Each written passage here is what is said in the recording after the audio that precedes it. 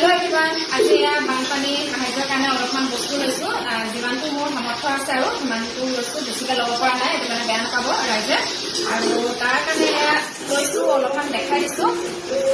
লৈছোঁ এইফালে নেমু টেঙা লৈছোঁ দেই, এতিয়া যিহেতু গৰম বতৰ।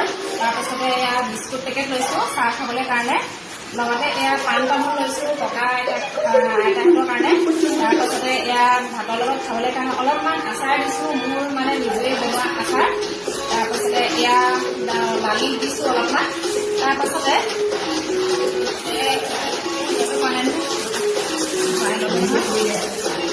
চাউল দিছোঁ, চাউল আৰু লগতে মিঠাতেলৰ পেকেট দিছোঁ।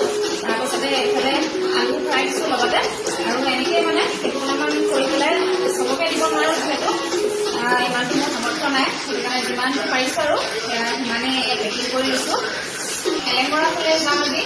তাৰপিছতে এইখিনি যাব পৰা নাছিলোঁ আৰু ল'ৰাৰ যিহেতু সৰু হৈ আছে, ল'ৰাৰ লগত যাব নোৱাৰি আৰু ইমান মানে কষ্ট হৈছে তেওঁলোক। সেইটো কাৰণে দেখি পেলাই বেয়া লাগি পেলাই আজি ওলাইছোঁ যাবলৈ কাৰণে। মানে কেইটামান লৈছোঁ